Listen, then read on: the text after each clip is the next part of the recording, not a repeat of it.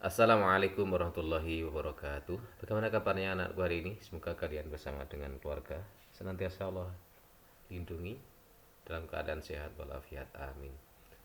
Hari ini kita akan belajar tema 2, subtema 2, pembelajaran yang ketiga dengan muatan PPKN dan IPS.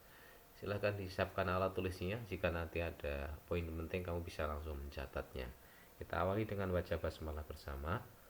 Bismillahirrahmanirrahim.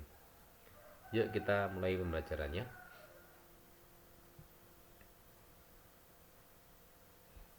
Perhatikan gambar yang ada di hadapan kalian.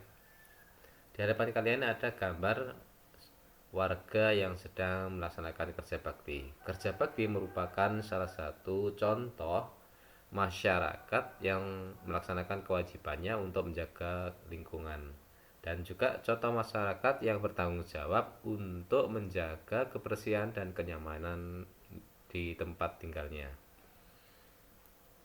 Nah, sekarang saya tanya, masih ingatkah kamu tentang hak, kewajiban, dan tanggung jawab?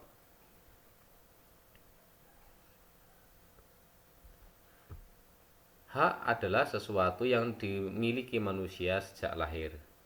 Kemudian kewajiban adalah sesuatu yang harus dilaksanakan setiap orang. Sedangkan tanggung jawab adalah sikap dan perilaku seseorang untuk melaksanakan tugas dan kewajibannya. Hak, kewajiban, dan tanggung jawab merupakan tiga hal yang berbeda, tetapi saling berkaitan satu sama lain. Hak dan kewajiban tersebut harus dilaksanakan secara bertanggung jawab oleh pihak yang bersangkutan. Orang yang tidak melaksanakan hak dan kewajibannya dapat dikatakan orang yang tidak bertanggung jawab.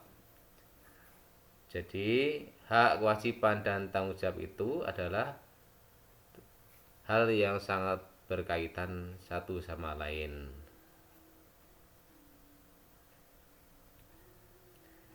Nah, berikut adalah hak sebagai warga masyarakat. Yang pertama adalah mendapatkan perlindungan hukum, kemudian mendapatkan pekerjaan penghidupan yang layak, menikmati lingkungan yang bersih, kemudian hidup tenang dan damai, bebas memilih, memeluk dan menjalankan agama, berpendapat dan berorganisasi, kemudian mengembangkan kebudayaan daerah, dan tentunya masih banyak lagi hak sebagai warga masyarakat lainnya ya. Kemudian kewajiban sebagai warga masyarakat.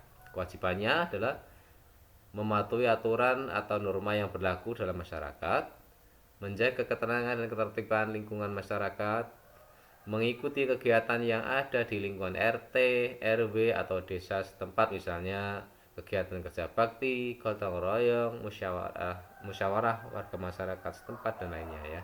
Kemudian menghormati tetangga di lingkungan tempat tinggal, membantu tetangga yang terkena musibah, dan menjaga kebersihan lingkungan tempat tinggal. Dan masih banyak lagi ya contoh kewajiban sebagai masyarakat.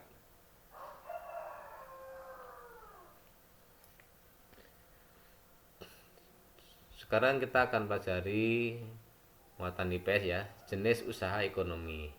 Jenis usaha ekonomi itu dibagi menjadi dua, yaitu ada usaha ekonomi perorangan dan juga ada usaha ekonomi yang dikelola kelompok. Usaha ekonomi perorangan itu adalah usaha ekonomi yang memiliki modal terbatas dan biasanya dikelola secara sederhana.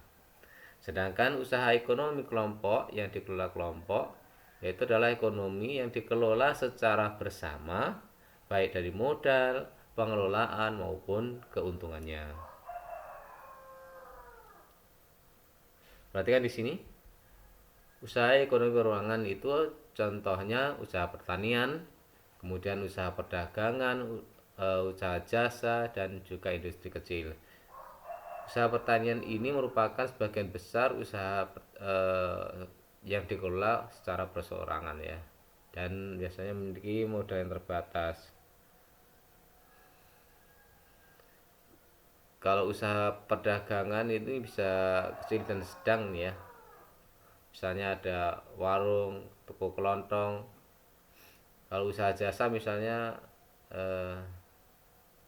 seperti usaha fotokopi, bengkel, potong rambut, itu termasuk usaha jasa ya. Terus kalau yang industri kecil, contohnya yang dikelola oleh rumahan ya, eh, kerajinan tangan yang merupakan misalnya dalam bentuk keramik nih ya, keramik, kemudian souvenir, ini bisa dikelola industri kecil.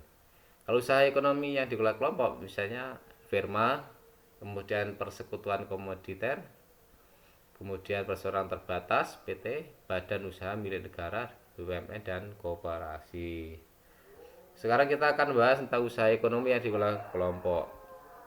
Yang pertama adalah firma, yaitu perusahaan yang didirikan paling sedikit 2 orang setiap anggota memiliki hak yang melakukan tindakan. Kemudian persekutuan komoditer atau CV, yaitu usaha yang memiliki 2 macam anggota, yaitu anggota aktif dan pasif. Kemudian anggota aktif berperan dalam menjalankan roda usaha, sedangkan anggota pasif bertanggung jawab dalam memberikan modal usaha.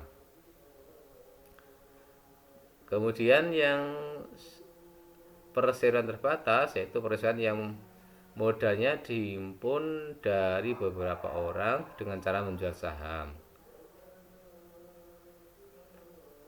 Jadi yang modalnya dihimpun dari beberapa orang dengan cara menjual saham ya untuk PT. Kemudian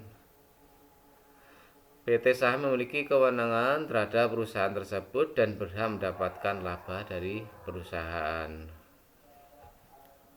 Jadi ini untuk yang perusahaan firma, persekutuan komoditer, perseroan terbatas PT.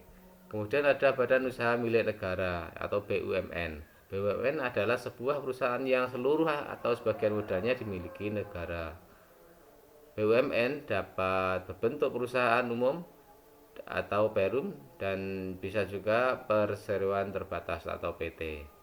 Contohnya perum itu adalah Perum Peruri atau percetakan uang negara. Contohnya PT adalah PT KAI atau Kereta Api Indonesia misalnya. Kemudian koperasi. Koperasi merupakan usaha bersama yang berdasarkan asas kekeluargaan. Dalam koperasi semua anggota wajib membayar simpanan pokok dan simpanan wajib. Contoh koperasi adalah koperasi unit desa atau KUD dan juga koperasi sekolah. Nah, sekarang kita akan bahas jenis-jenis atau bentuk dari koperasi. Ada yang disebut dengan koperasi konsumsi, yaitu usaha bersama yang menyediakan berbagai barang konsumsi untuk memenuhi kebutuhan sehari-hari. Ada koperasi simpan pinjam, yaitu usaha bersama yang menyediakan layanan simpan pinjam. Kemudian ada koperasi produksi. Ini adalah usaha bersama yang menyediakan bahan baku produksi dan menyalurkan hasil produksi anggotanya. Kemudian koperasi ini beranggotakan para produsen atau pengusaha. Kemudian koperasi jasa itu bersamaan menyediakan layanan atau jasa tertentu bagi anggotanya. Kemudian serba usaha, yaitu mengelola berbagai jenis usaha, misalnya menyediakan barang konsumsi, simpan pinjam, menyediakan bahan baku, dan menyalurkan hasil produksi. Baik, cukup sekian penjelasan Ustadz hari ini ya. Mudah-mudahan membantu kalian bisa memahami dan mengerti. Tetap semangat belajar, semangat beribadah, dan jaga selalu kesehatan. Sampai jumpa lagi. Wassalamualaikum warahmatullahi wabarakatuh.